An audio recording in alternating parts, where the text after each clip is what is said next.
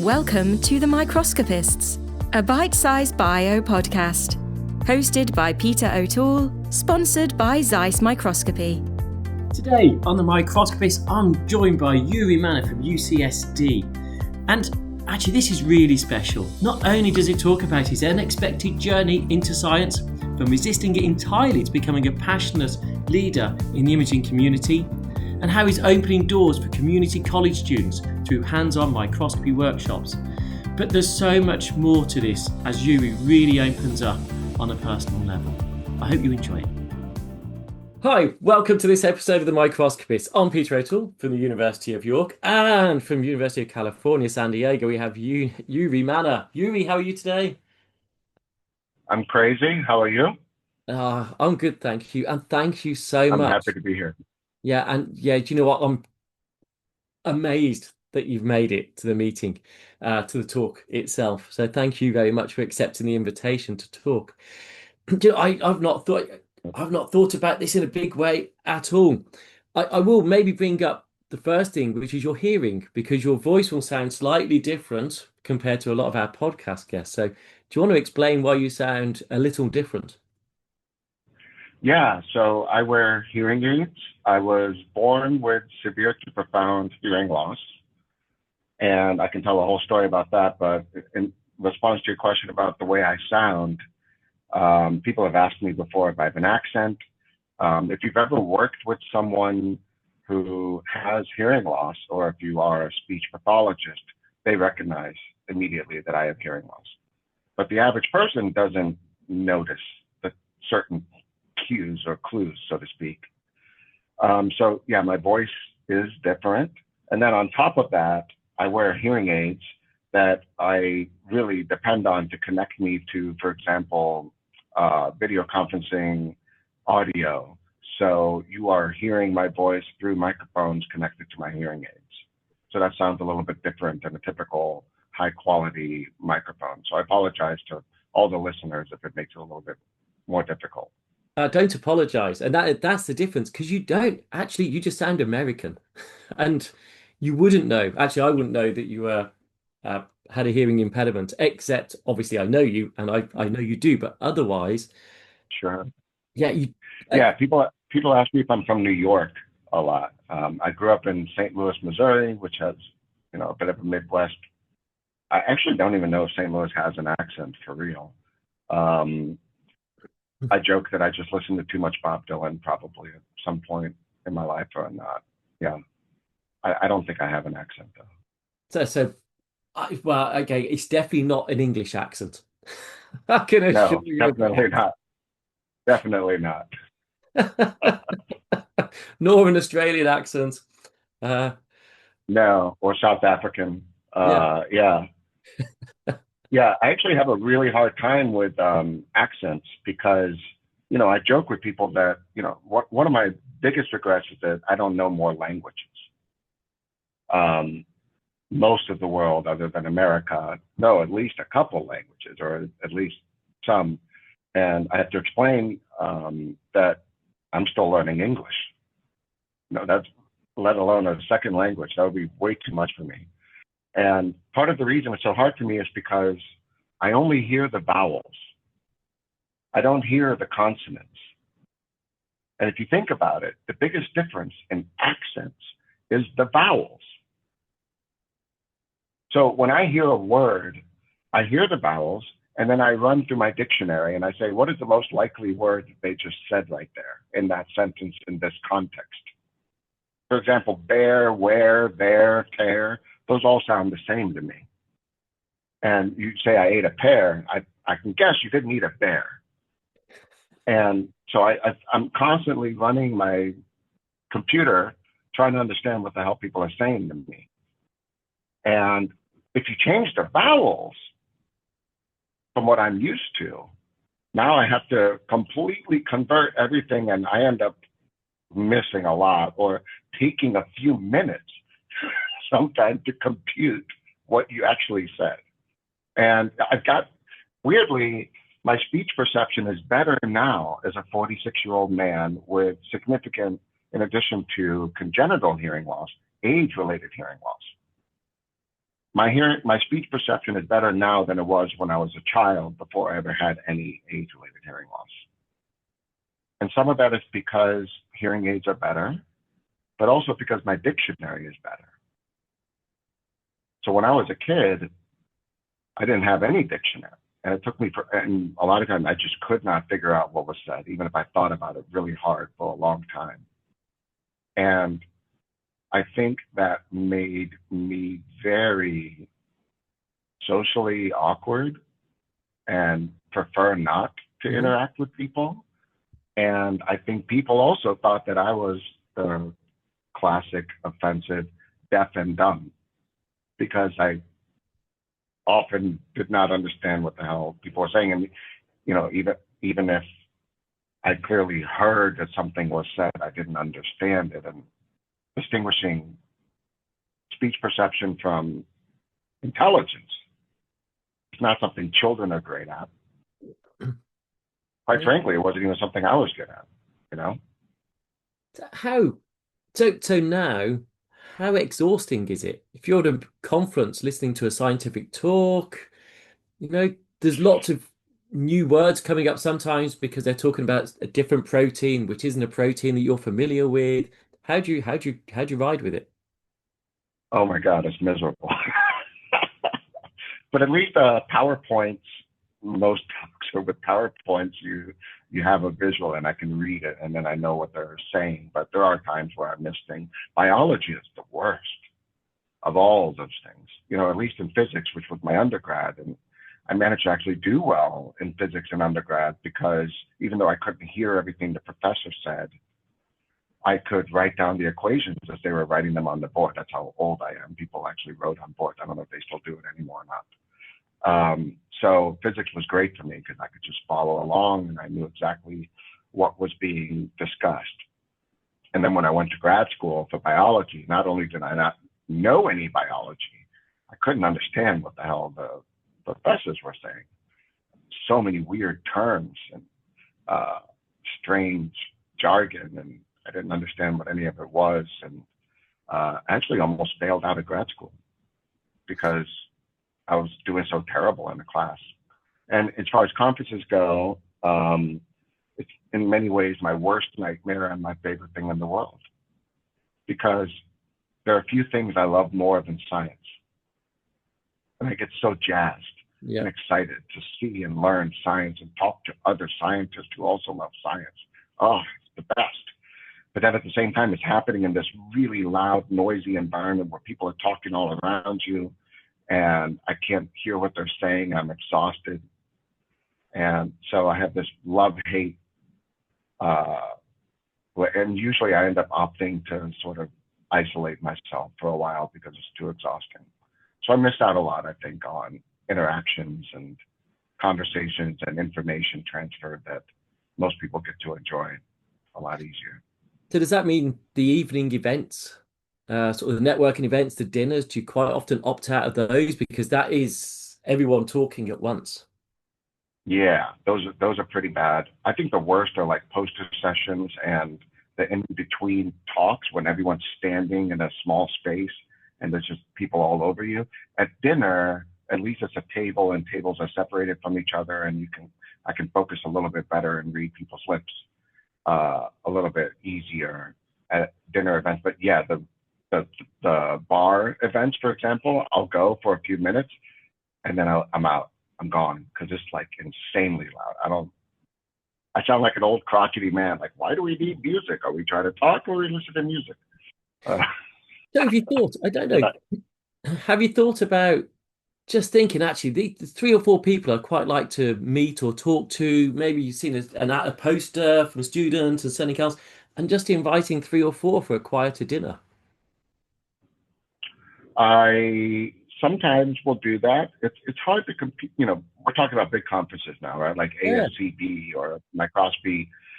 There's so much FOMO. There's so many things that everyone has to go to. Everyone, 20 people there. You have time to meet with 2 of them. You're always kind of competing with like, who am I going to actually hang out with this time? And so I have not tried to set up like a quieter, separate dinner. I probably should.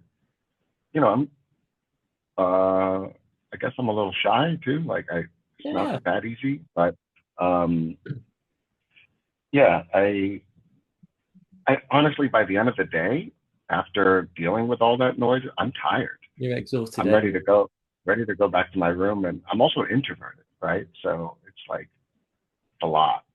Yeah, So those conferences are exhausting. They're incredible. I love them so much, but they do take a toll. yeah.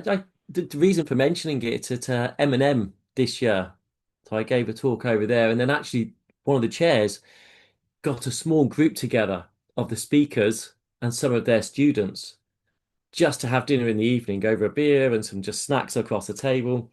I thought that was really, it was quite nice to escape the meeting big, yeah, and actually have some time with students who wouldn't have the confidence necessarily to come up and talk and chat. Yeah, I thought it was cool. And it meant for a slightly earlier night, which is also very welcome. Yeah, that's true. Yeah, that sounds really nice. That's a very good idea. Yeah, you mentioned students maybe not having the confidence. It's something I'm still trying to remind myself that students might actually not feel secure. I still have trouble remembering that I'm not a student anymore. Um, I I don't understand why anyone would not be confident to come talk to me anyway. Maybe some others, but yeah, But as you said, you're shy yourself, and you're a big name, and you're quite often the plenary speaker, so you're up there as the rock star of the conference. Yeah, I think, God, you must remember, you must have been intimidated at one point. I think um, so. What I'm reminded of is a long time ago I read Richard Feynman's autobiography or something. There was a period as a physics student. I think every physics student goes through this where they just read a lot of Feynman. And at one point, I don't remember if it was in a book or elsewhere, but um, they asked him if he got nervous before he got to give a talk, and he said for a moment, but then I get so into the idea that I'm talking about that I almost forget that I'm nervous and I forget that there's people and I'm just in the idea. And I think that's how I've always been. So yeah, it's hard for me to go up to someone, but once I'm there, I'm not nervous anymore. I'm just talking about the science, and the science carries me through everything. So, and usually that desire to talk science with someone overrides any anxiety I've ever had about interactions. Like if someone knows something or may be able to provide feedback on some science that I'm excited about, nothing will keep me from them. I don't care if they're a Nobel Prize winner. I don't care if they hate me. I'm still going to go to them and have to figure out what they have to say about that thing. Cool. Yeah. Okay. So, on the subject of science, let me take you back to when you were young. I don't know, eight, Okay. 9, 10. What was the first job that as a child you wanted to do? Or select for me, I think I had about half a dozen. So what was your key one or ones? That's a funny one. Well, I have to give the context that my father was an aerospace engineer and professor, aerospace engineering professor. And he insisted on making me recite back to him Newton's laws and the laws of thermodynamics and always explaining how an airplane wing worked and all the, why do birds fly in V formation and stuff like that. And so he was drilling really hard into me to be some kind of scientist or engineer. So, of course, that was the last thing I wanted to do. I definitely did not want to be a scientist. I thought it sucked. I thought it was boring. I thought it was hard work for no reward at all. So I wanted to be a baseball player. That was my first career of choice. And that was when I was young enough that we were still kind of mostly playing softball, not real baseball. But I loved it. Man, I loved slugging a softball as hard as I could. It was my favorite thing to do in the world. And then I actually entered a real baseball league where it was no longer softball, it was baseball, Yeah. throwing overhand really fast. And I'll never forget that we went up against a team where the pitcher, he had to have been like 3 years older than all the other kids. Like maybe he was held back a few years or something. He was huge and he was crazy. He had no control of the ball, but he threw it as hard as he could. So if you weren't careful, you would get hit by the ball. So I found myself standing 10 feet away from the plate to make sure he didn't hit me. And all I could think about was like preserving my body, not the game anymore. And it was no longer fun. And I said, I don't want to do this. I don't want to be standing up there when someone could clock me at 90, 100 miles per hour. It's not worth it. So I suddenly didn't like baseball anymore. But yeah, that was my first career. Who do you support? Oh, I grew up in St. Louis, Missouri. So, of course, the St. Louis Cardinals, which, they're not the Yankees, but they're, I think, right behind the Yankees. Like they're a pretty legendary club. That was another thing that ruined my love for baseball was when I was a kid, I don't remember how old exactly, they were great. They won the World Series, and I think they went to the playoffs the year before. I mean, they were doing really well. And then my favorite baseball player on the team, I think his name was Jack Clark, injured himself, and he wasn't playing anymore. And then they did terrible. I remember I watched one game to the end. They were playing against, I think, the San Francisco Giants, and they lost like 26-3, like some unheard of number. And I watched the whole game hoping they would come back. Oh, how young were you then? And I was very young, obviously. And I just remember that feeling of being so depressed and realizing that it was harmful to attach my emotional state to a group of people playing a game that I had no control over. And I was like, life is hard enough already. Why am I going to allow these circumstances to impact my emotional state? And I actually, from then on, really kind of stopped watching sports in a passionate way. Wow. It was too traumatic. It was too traumatic. Oh, really? Yeah. That was very wise. I it took years to get over those emotions. I was, yeah, as a young boy, I think I'd be in tears if we lost. And I'm only listening to them on the radio. Yeah, Yeah. So now I can watch sports again. But the thing is, I don't necessarily root for a team anymore. I just love watching really skilled athletes play. So I can watch and I can enjoy, and whoever does the best, I'm like, they were awesome. And I think I'm a happier person for it overall. So, do you do any sport now? Do I do any sports? Sadly, no. I was a very enthusiastic athlete earlier in life. I went through a bodybuilding phase, not like ridiculous gross, but just lifting weights every day. And I was doing things, really stupid things, like squatting 500 pounds, leg pressing 1,000. And now my knees are torn to shreds. Like I can't run because my knees are just, and that's a depressing topic that we don't have to get into. But there's nothing worse than feeling like, oh man, I'm like, I can't do the things I used to do. Now I know I'm old, I'm mortal, I'm on the decline. You're hardly old.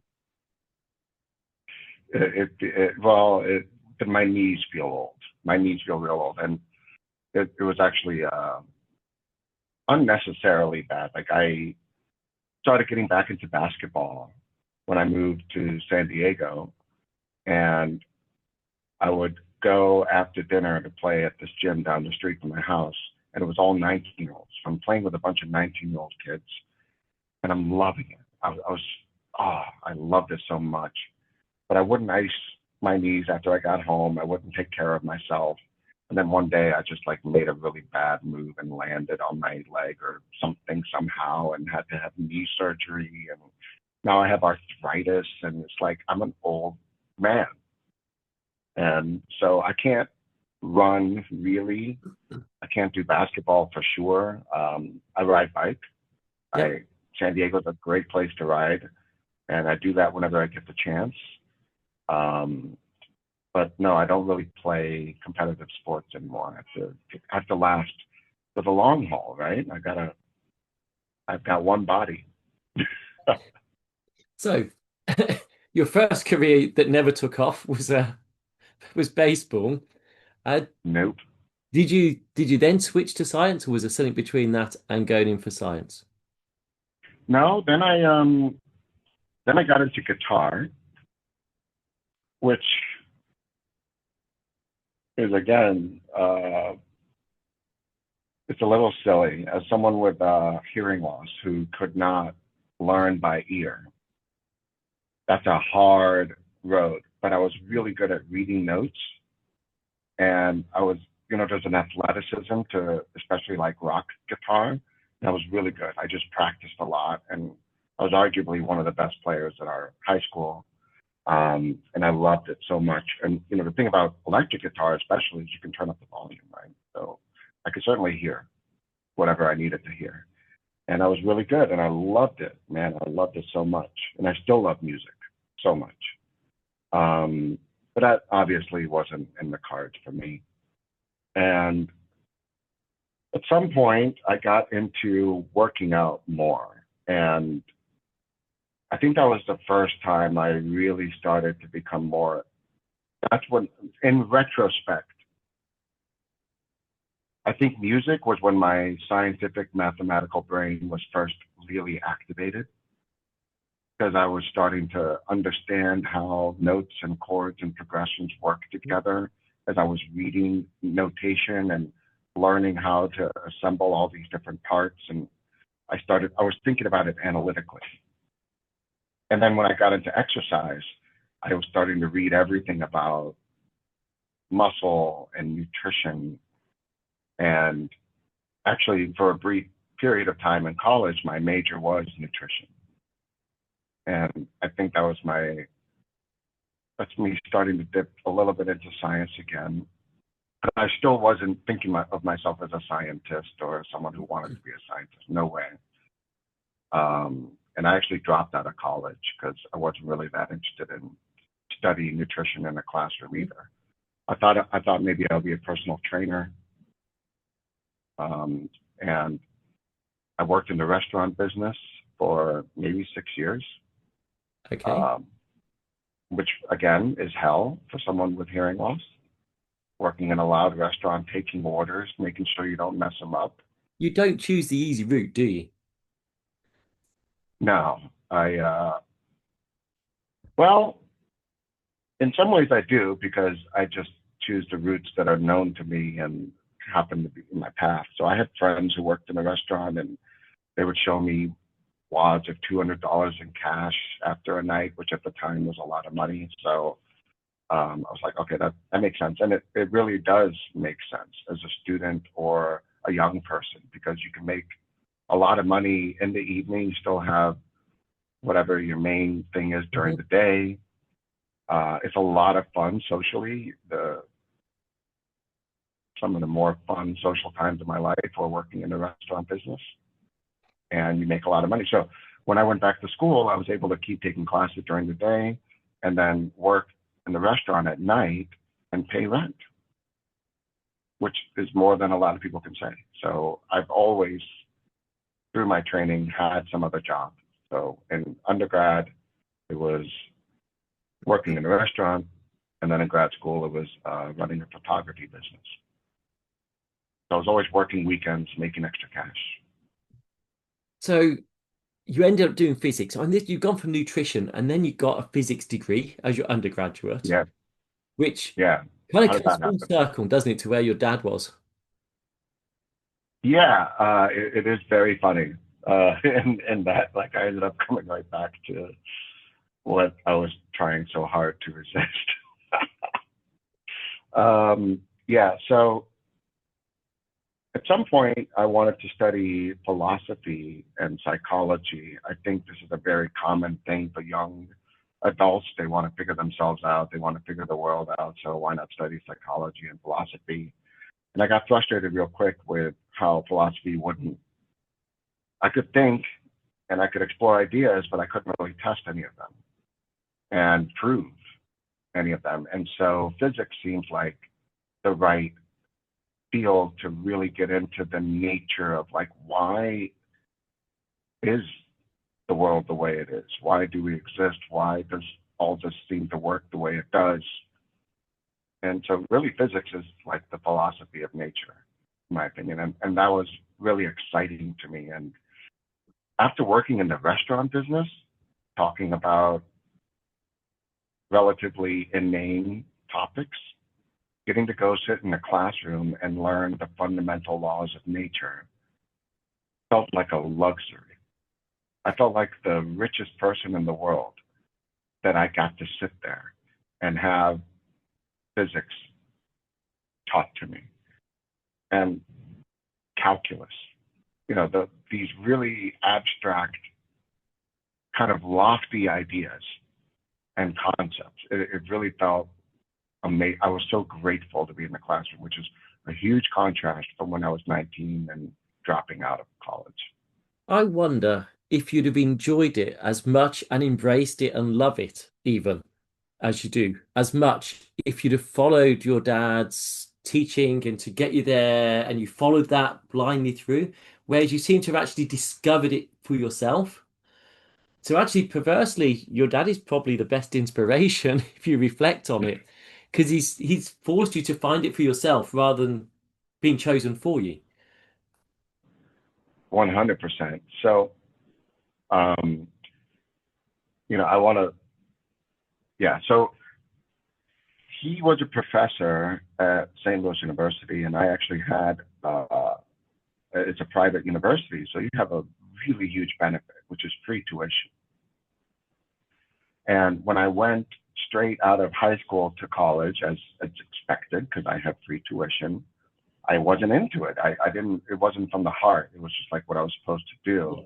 And I wasn't waking up for class. I wasn't interested. And then I went to work in the restaurant and realized what I really wanted to do was think and use my brain to make some sort of impact on the world. And I was ready to go back, but my dad didn't let me. He said, I want to see you go to community college and get good grades to show you're serious before I signed that tuition waiver to go back to the university. So I actually went to community college for a couple of years, and it was the best thing ever. I mean, those teachers are the best teachers because they teach for a living. And it was just a great experience sitting with my classmates, meeting people from all walks of life, older, younger, different areas of the world, different socioeconomic backgrounds. And I also, so that was eye-opening for me. And now at UCSD, we actually have quite a few community colleges in the area. And one of the best things I've done since I started at UCSD 2 years ago was run a hands-on microscopy workshop for community college students. And, these are undergrads, like young undergrads. And I was so proud because one thing you'll hear from a lot of the microscopists, especially core directors, is that there are certain things that they need to be a grad student or a postdoc before you can teach them this or introduce them to that or let them do this. And I never bought that. And I think we kind of proved it. We did like a 3-day hands-on intense workshop. And by the end of it, the students knew Nyquist, they knew quantum efficiency, and they were doing super resolution microscopy. And it was just awesome because you could see how much they appreciated it. Wow, that is beyond what I've done before. We have a before they even go to college, we have students come in age 17, 18. Actually, one group bring between 12 and 16, but mostly 16 to 18. And we bring them in, but it's only for an hour or two. And yes, we turn the microscopes on and we get them to press the buttons on it and, make it engaging, but yet nothing like that depth. That's really kind of cool. I like the idea. Well, there's nothing that replaces a fully immersive workshop where it's 8 hours a day for days in a row. And I learned that at Woods Hole. So I took 2 courses at Woods Hole, Marine Biological Laboratories, where you're there for 2 weeks, or for the physiology course, 7 weeks. And you're just surrounded by other students, and it's from when you wake up to go to bed, it's all science. And something happens to the brain and to the person when you're fully immersed in something. So I really think that you can do a lot if you can set that up. Yeah, and so actually, I was lucky. I wanted an M1 course. Those who, if you've listened to all the microscopists, anyone you'll know with Timo Zimmerman, uh, just how that changed my career, really, because it showed Yeah. a different path that was possible. Uh, so a very similar sort of experience. But at that point, I think I was a postdoc at that point. So I was well developed, but certainly not going. I was definitely not going to be a microscopist. It was still down a more classic postdoctoral route before that course. Yeah. Huh. So moving on just a little bit, what would you say has been the most difficult time of your career?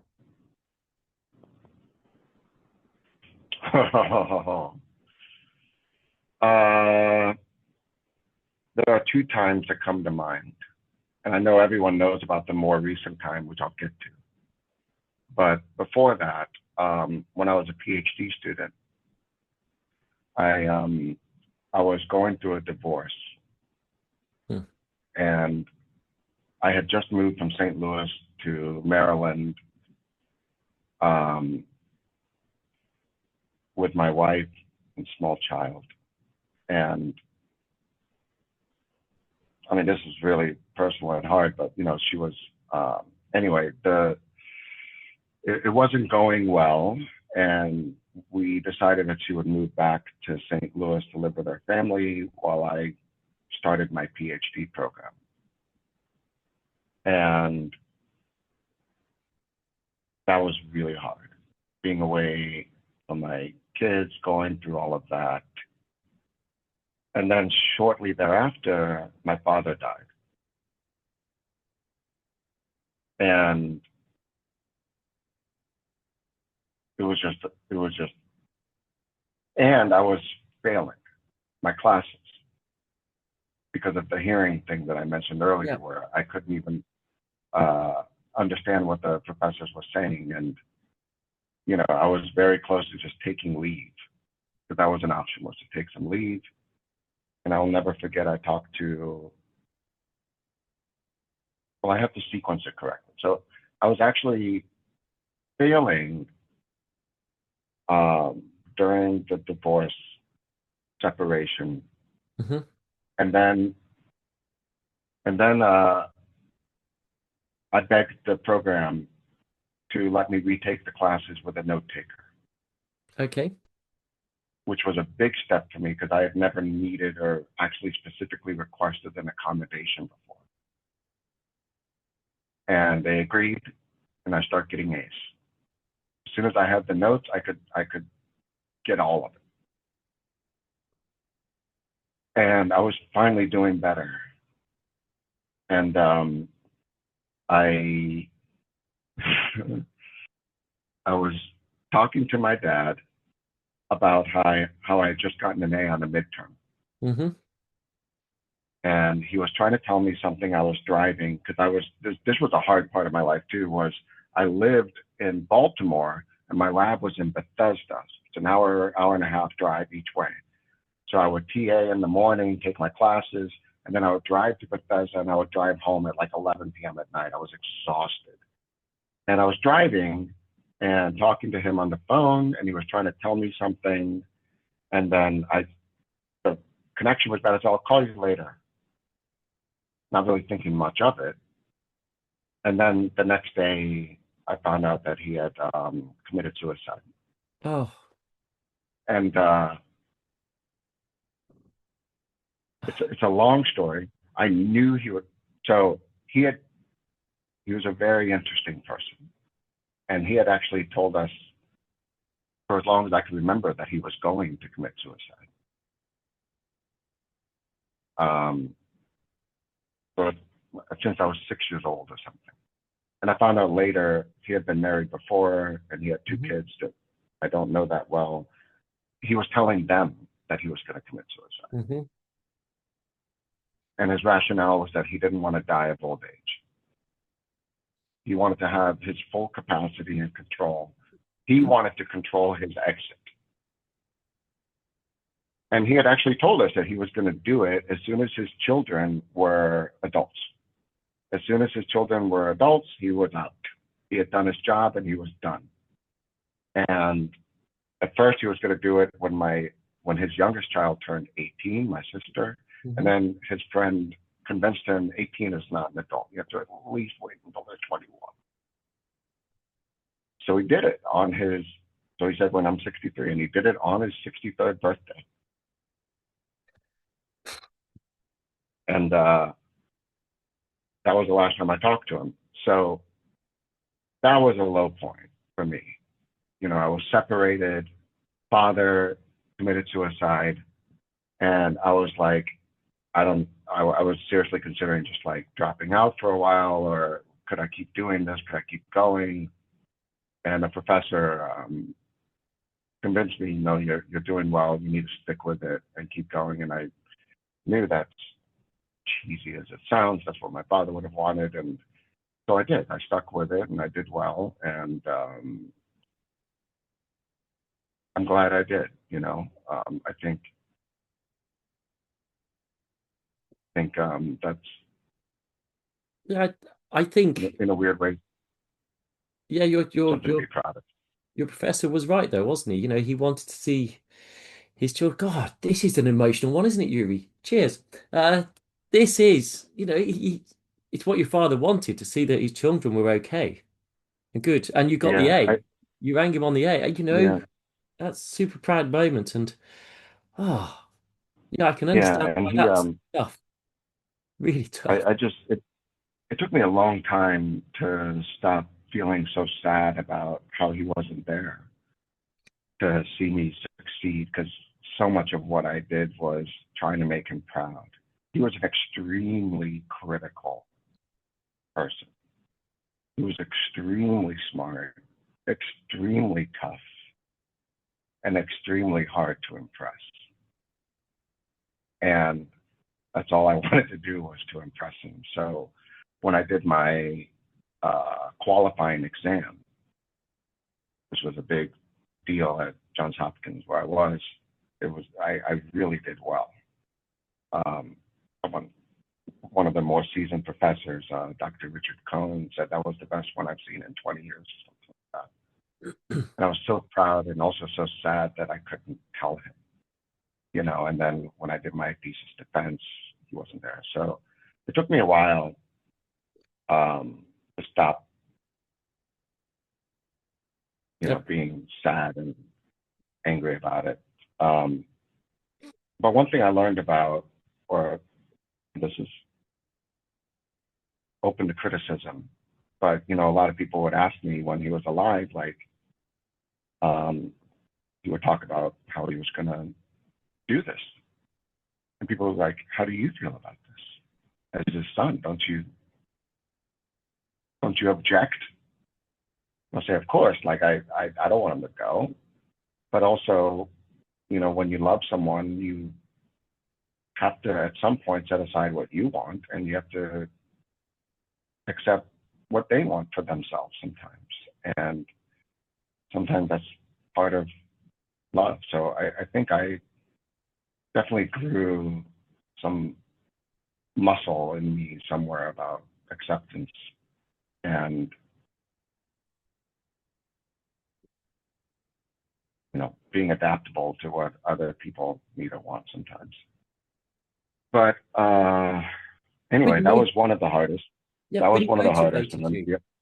Yeah, but he was still motivated you, and maybe that also added an extra dimension with it all. So, as you say, never look back too much.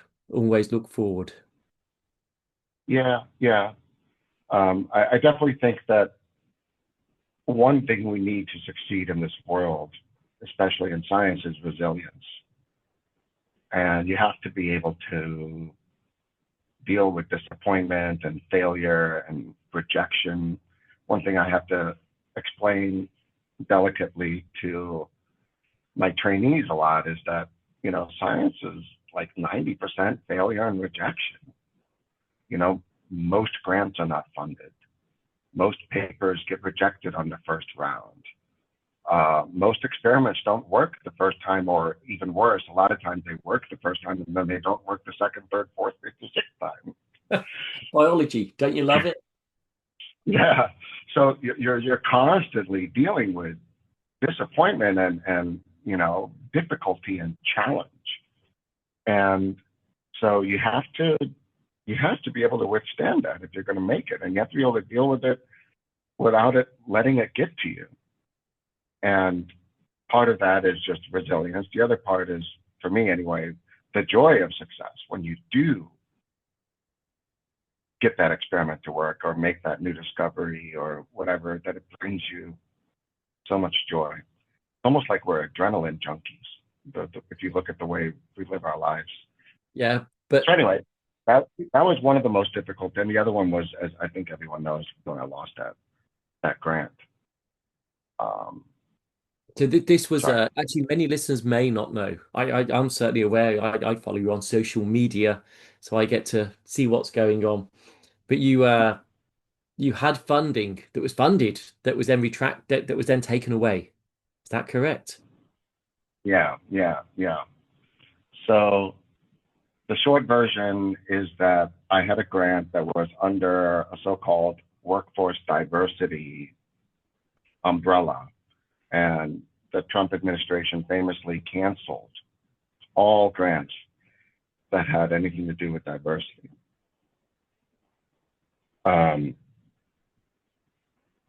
So my grant was canceled along with the rest of them. The longer version is that I had written an R01 that was just a standard science R01 to study hearing loss, which is what I studied in my PhD, and then was carrying on as an independent investigator. And I had just published a paper with my collaborator, Walter Marcotti, who's in the UK actually. Beautiful paper showing that we can rescue stereocilia elongation with AAV-mediated gene replacement therapy in EPS8 knockout mice. And I wrote an R01 to follow up on that work with some really cool ideas and insights, and I was very proud of it. And then at the time, there was an RFA from the NIDCD, the National Institute on Deafness and Communication Disorders. So there was this new request for application for workforce diversity, where if you are a member of an underrepresented minority, which includes race, many other things, socioeconomic status, and disability. And someone at the NIDCD and my mentor said, this has your name all over it. You have hearing loss, you're studying hearing loss, and this is the Deafness Institute. And now they have an RFA that you're eligible for. You have to submit to this RFA instead of just the normal parent R01. So I said, okay. And I submitted it to it. And I actually immediately was like, I don't know if this is something that maybe future administrations would support. It did occur to me that not everyone likes those initiatives. And what that meant to me, and I asked him, I said, what if it's not continued in the future? But would I not be able to renew my grant? And he said, well, you could still submit it as a standard R01 in the future. I was like, okay, so worst case scenario, I'll just have to submit it as a new R01 in the future. Yeah. That's what I thought was the worst case scenario, was that this wouldn't be renewable under the same mechanism. I never imagined that the NIH could actually cancel a grant in the middle of a funding period. I believed that once you get an award that says you have a 5-year grant, that's a contract for 5 years, but technically it's not. Every year there's a new contract. So I just never thought it could happen. But then when I heard that they were starting to cancel grants, suddenly I knew it was possible. And then I was hoping, well, maybe because this is a disability and not the other types of grants that they were canceling, maybe they wouldn't, but I wasn't too optimistic. Yeah. But the worst thing is that, you started hearing about grant cancellations in like late January, early February. My grant was the yearly cycle was April. And I had not received a notice of cancellation on April 1st. And I had also not received a notice of award. But you don't usually get them on April 1st. They're usually late, which is a little funny. You would hope the government would be on time and all that stuff, but yeah, they're usually late. So 1 week, 2 weeks, 3 weeks, 4 weeks go by. We still haven't received a notice of award. And at this point, UCSD is saying, you need to start assuming you're not getting this grant. And you need to start planning accordingly, which means reductions in the lab. How many people were funded on this grant? Depends on how you count, because there were undergrads who sound like a little, but they're actually a lot. One of them actually has hearing loss and had been recruited to UCSD with a scholarship and has very serious financial responsibility. So I had offered them a paid position to help us with our mission, really passionate. So they were supported by this, staff scientists, postdocs, project scientists, and then a lot of animals. Aside from the animals, did anyone move to California? Oh yeah, San Diego for the job?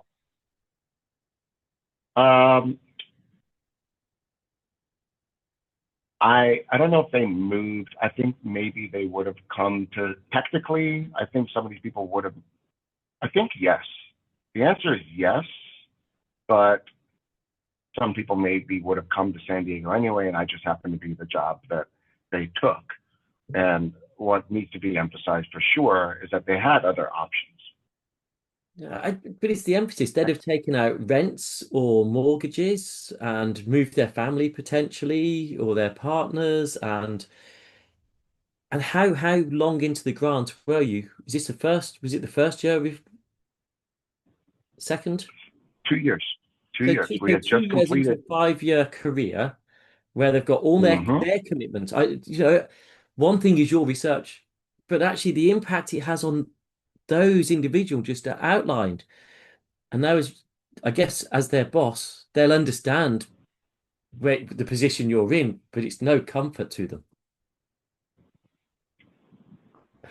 Yeah, I can't even imagine.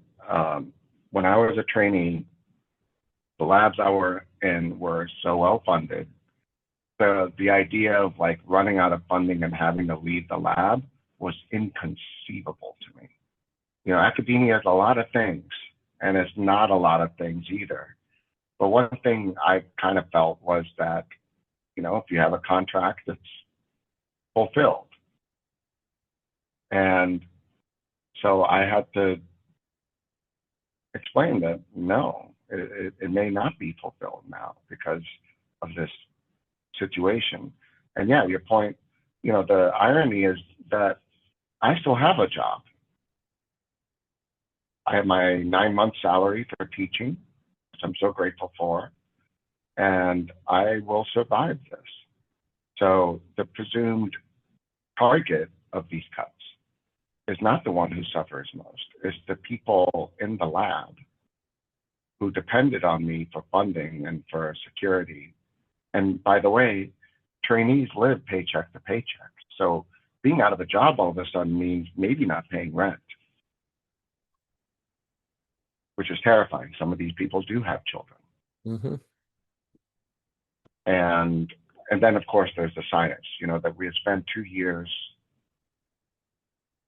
of hard work, hard taxpayer dollars, building up the experiments, the project, training the people who now have to leave. That's a lot of wasted money. So it really doesn't seem like the smart way to implement change. I would have expected, I could have accepted, we're not going to fund this anymore in the Yeah, future. Like, we're not going that's to always have a good. more programs like this. Yeah, but not just completely pulling out the rug from everyone who had built up so much on it. That seems unnecessarily. I'm thinking of the word harsh, but it's not even harsh, right? It's disruptive. Yeah, It's really disruptive. Yeah. and as you said, there was animals involved in this, and that's a sacrifice that has lost with no cause, with no benefit, which is also ethically challenging, I think, because 100%. that's not an easy one to take, because yeah. But No, and at one point, I had to, the animal colonies are equivalent to the cost of a person, a yearly cost of personnel. So I had to make the decision that we were going to almost completely stop our animal colony so that I could not fire one more person. mhm. Yeah. So that was a bottom point. Are you on the up again? Well, the bottom point was losing the grant, but then deciding that I wasn't going to surrender. And so I got the official notice May 22nd. And the next NIH deadline was June 19th for me because I was serving on the study section, so I had a 2-week extension, technical jargon. But the point is, I had 3 weeks. And right now, before any budget cuts or changes that the NIH is still implementing that we don't know what's going to happen, to have a 95% chance of having one grant, you have to submit 20 R01s Yep. to be sure that you have one, because the pay lines are like 10 to 20% at most. They're really more now between 3 and 10%. So only the top 3% of grants are getting funded, which means that the odds of your grant getting funded are incredibly low. So you have to submit a lot. So I wrote 5 R01s in those 3 weeks, which I don't know if most people understand how much work that is. That most people spend 6 months writing one, maybe 3 months. I've heard of 3 months. Mm-hmm. Okay. So I did about 15 months of work in 3 weeks. I was coming into lab at 3 a.m., working until midnight, 7 days a week. I probably aged 10 years. In fact, I have like a fitness band and it does this like age calculation. And it literally said that I had aged 10 years. You look it as well. No, I'm joking. Thank you.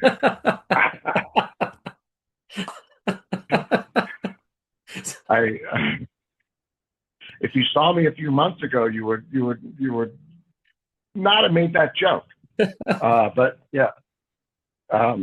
So I aged 10 years. I gained 30 pounds or something like that. I really destroyed myself. That was rock bottom because I was also miserable. I was angry. I was scared. I was stressed. I closed my door. I told everyone in lab, no meetings, leave me alone. I'm writing. And I wrote 5 R01s. And for the record, I sent each one of those to multiple people for feedback. One of the best things about science is at the end of the day, we all understand each other and we're a community. And I was able to get a lot of support, a lot of help.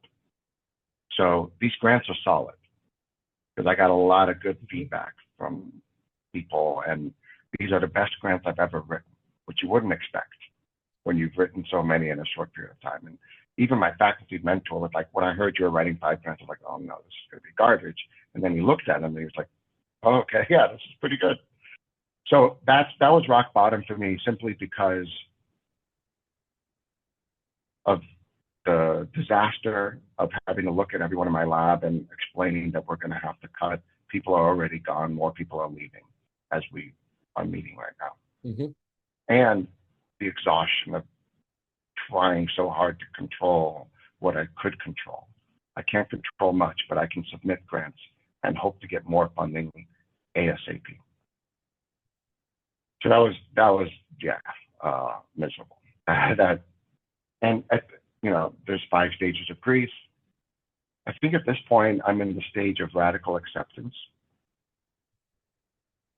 where I've kind of reached a point where I know that what I told my wife and kids and my lab was that I have to do this. I have to do this 3 weeks.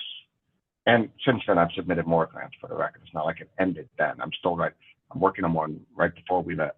I got in at 7 a.m. to start working. And what I can say is that this next year is critical. If I don't get another major grant in this next year, I think there's a real chance my lab is done. But I can at least say that I did what I could. I can look back and say, I tried. I really, really tried. And that's important to me. You know what? As you say, I where you are in that process of grief, but you fought really hard. And I think at that point, you can also have some peace with yourself for busting a gut. Your team know just how hard you tried. Have you thought if multiple grants get funded?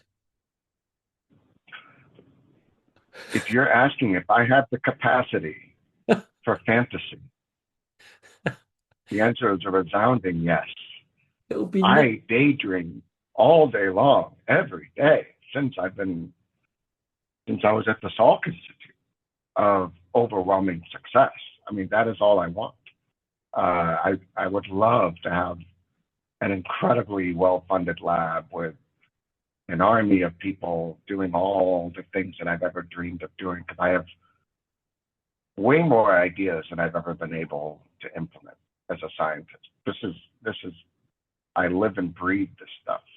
So yeah, I've certainly fantasized about maybe getting more than one of those grants funded.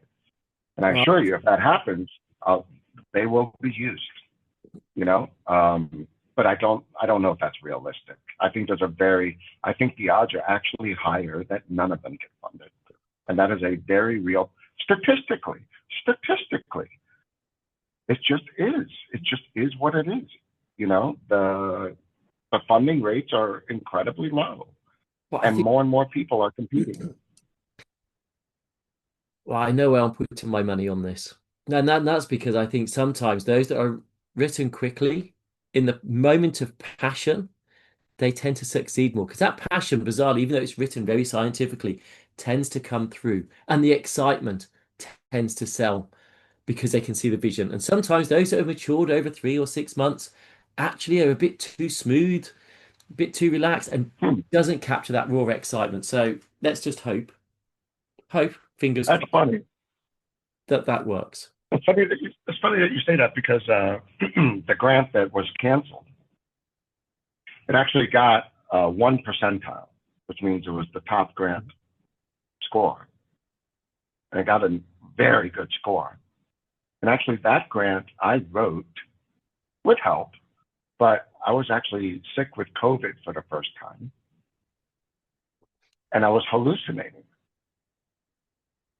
Have you ever done, well, I shouldn't ask, we shouldn't say it, but I was seeing kaleidoscopes, like when I closed my eyes, when I wrote that grant. So maybe there's something to what you're saying about like not being not being too polished or overly controlled, but it doesn't matter though. Like I think the reality of statistics is that even if you write the best grant ever, and even if the reviewers say this is awesome, if it doesn't get the top score, and you're competing with a lot of, I hate to even use the word competing, there's a lot of outstanding scientists who are writing their best work of their entire lives. And a lot of it is subjective, if one reviewer just happens to not like something, Yuri, I am going to move us on because we're going to be out of okay. time. I've not even asked you a quick fire question yet. So some quick fire questions.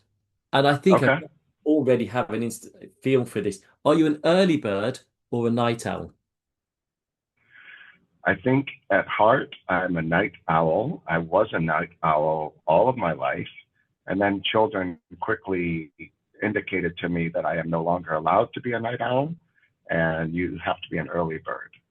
The other reality is that now that my life and world and days are packed with meetings, I love the early morning when I can come in before anyone else and be left alone to write and to think. Because as soon as the meetings and the people are around, I can't think anymore. Okay. Yeah. PC or Mac? Oh, Mac. Yeah. Okay. McDonald's or Burger King? You have children, so there has to be one or the two. McDonald's. Good choice. Coffee or Yeah. tea? Coffee. I'm American. What is this tea thing you speak of? Yeah, it's, culture will catch up with you Americans at some point.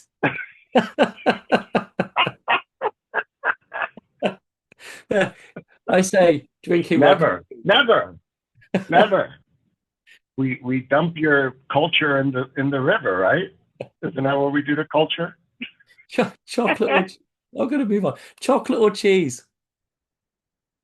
Oh, oh, oh my God, I love both of those so much.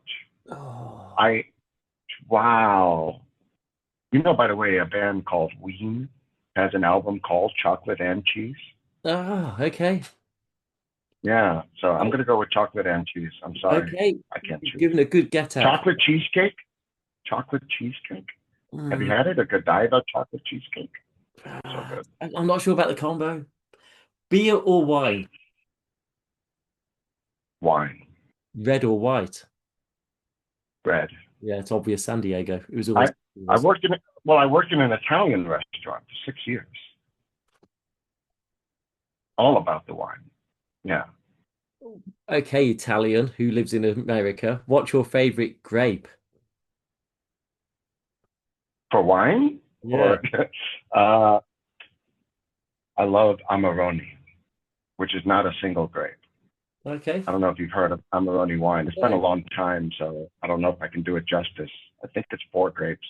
But what they do is they age them on the leaves. So they start to turn to raisins. And then they make the wine from that. So it's like this really kind of raisiny, deep flavor. I love that one. If not that one, then probably, weirdly, I think Barolo. I think I prefer Barolo to Brunello. Okay. Yeah. Do you prefer to cook or wash? Cook. So what's your secret? Does anyone, when you say wash, as in cleaning dishes? Yeah. I can't. You never put your best frying pan in a dishwasher. Of course not, unless I really want to make people angry, right? But does anyone ever choose wash? Yeah, there's a few that don't cook. Okay, that's crazy. Yeah, no, cooking for sure, What's your for signature sure. dish? What? It's not mine. I mentioned the Italian restaurant, so they have some really amazing dishes. Something called pollo agrodolce and scallopini con herbe, and what's it called? I can't remember the name of the other one, but these are pretty fancy dishes that during COVID, actually, I called up the chef from the restaurant and asked him to send me the recipes. And I learned how to make each one of those favorite dishes that I used to eat on a regular basis. And that's my favorite. So, first of all, center cut filet mignon. That's not anything complicated, but I love making that. I do it well. Reverse sear. And then pollo agrodolce is the secret is the sauce. It's a sweet vermouth balsamic vinegar reduction with rosemary and thyme, pine nuts and raisins and bell peppers and mushrooms. There's this black dish with a chicken breast in the middle.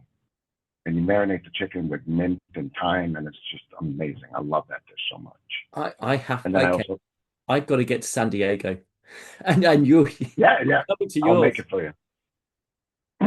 I'll make that for you, and I'll make sure you get some chocolate cheesecake as well. Okay, book or TV? Oh boy. I think no one can dispute that a good book is better than anything you'll see on TV or in a movie. But honestly, lately, if I have the time, which is limited, I'll probably end up watching something instead of reading something, because all I do is read all day long. I'm reading papers, reading manuscripts. What's Don't your want to read favorite? anymore. What's your favorite film?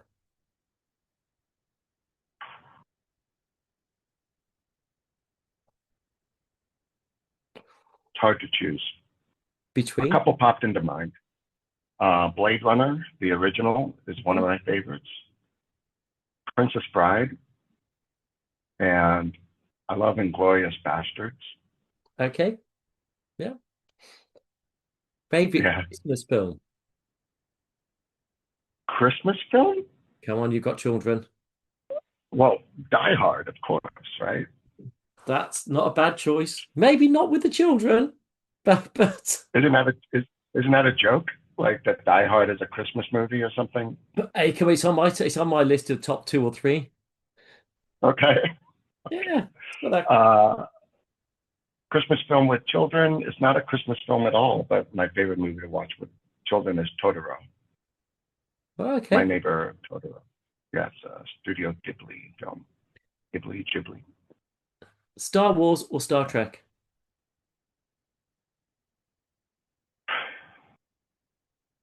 I don't know if I've ever seen a Star Trek movie. Just as a genre, which one do you prefer out to the science fiction side? Doesn't have to be a film, but Star Wars, Star Trek, or neither. I think some of the Star Trek episodes with Jean-Luc Picard Next Gen. are so amazing. Have you seen the one called The Inner Light? Oh, I've seen most of them, but for Next Generation, but don't ask me names. I'm useless. Okay. It is some of the best screen time I've ever experienced. And I watched that with my daughter too. She had to admit that it was good. I haven't asked, how old are your children? I have 4. I have a 22-year-old Maya. I have a 19-year-old Talia. I have a 9-year-old Molly. And then I have a 3-year-old David, the one boy out of 4.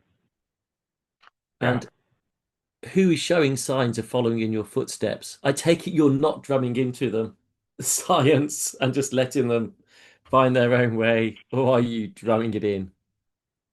I mean, I did try to talk about what I think or hope they will find interesting. I'm not making them learn for the sake of learning, but I am trying to get them excited about cool things that we know in science. Molly's really picking up on it. But in terms of being most like me, it's probably David, but that's just because he's 3 years old. And I'm probably more like a 3-year-old than any other age. On that note, we have gone past the hour, and I actually have loads of things I haven't asked you. We might have to do On that note, follow-up podcast with you. Okay. So much. We didn't even talk about your photography, your motorcycling, so much.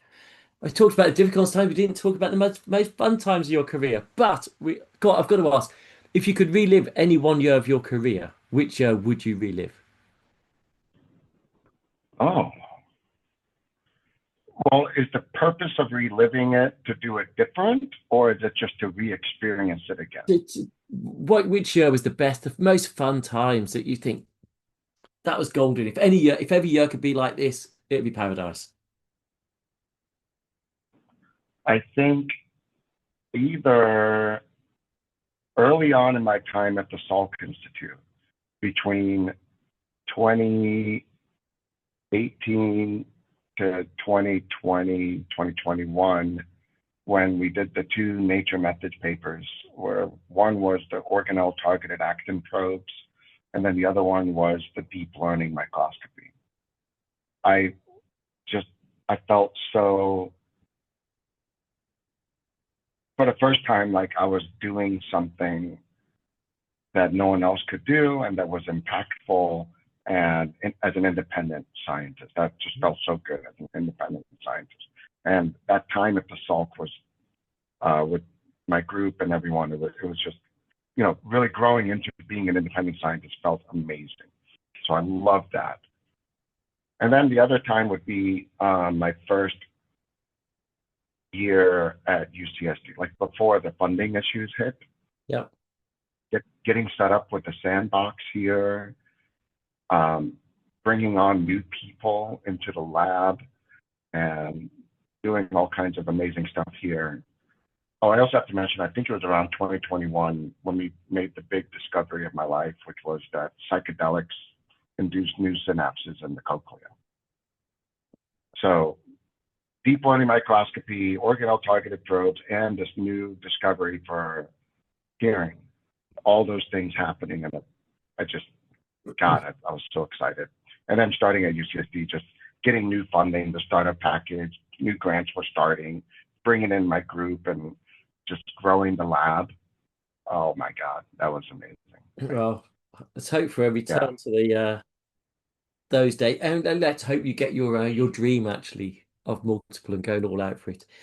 Uri, thank you so much. I've got to say that's been a roller coaster of a of a conversation. True. I could have done that with beer or wine or a glass of red wine over that. But everyone who's watched or listened, thank you so much. We didn't even talk about Kedar Narayan, a friend of yours from going back. But catch up with him. You listened to that podcast, didn't you? Yourself, Uri? I'm sorry, say that again. You listened to Kedar's. Yeah. So Kedar's interview with you was one of the most powerful podcasts I've listened to in any podcast, let alone a science podcast. But I might be biased because I knew Kedar years ago, and he's just an amazing individual. He's incredibly smart and soulful. He has a real soul, and he's just a good guy. And then just watching him from afar with Empanada, this deep learning model for segmenting mitochondria, it's absolutely world-class, state-of-the-art imaging science. So I just feel so proud of him and proud to know him. And that podcast where he really bared his soul really touched me. And I think you get a lot of credit for that too, Peter, in being able to connect to human beings even across a screen like this. And I think your podcast is, when you invited me, it was like one of the biggest honors, honestly. I was like, really? You're gonna have me up? Oh my God, this is amazing. I was so touched and excited. I sent it to my family.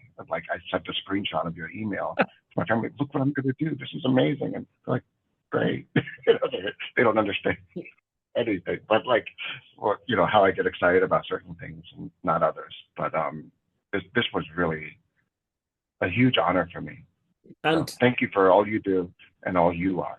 Yeah, no, thank you, Uri. It's me meant to be doing it the other way, and I'm not very good at taking compliments. But you've also, just like Kedar, really bared your soul today, and it's been different to many others. I say it was an emotional ride, but it's so amazing to have captured you, heard about your life experiences and your inspirations and your track and where you're going forward. And I cannot wait, because you will succeed. You will get that next set of funding or fundings. Is that the way to word it? I don't know if that's a word. And I don't know. I think, everything, there's always a way forward. There's always a way forward, and difficult times are what make us. And it will, you'll come back bigger and stronger, as always. You went into that battle. You haven't lost the war. You just went into battle and you've come out fighting. So you will win the war. So stick at it. Everyone Thank who's you. watched, listened, please subscribe. Please catch the other ones. And I've just got to say thank you so much, Yuri. You've been utterly, utterly amazing. Thank you. Thank you. Thank you. Thank you for listening to The Microscopists, a bite-sized bio podcast sponsored by Zeiss Microscopy. To view all audio and video recordings from this series, please visit bitesizebio.com/the-microscopists.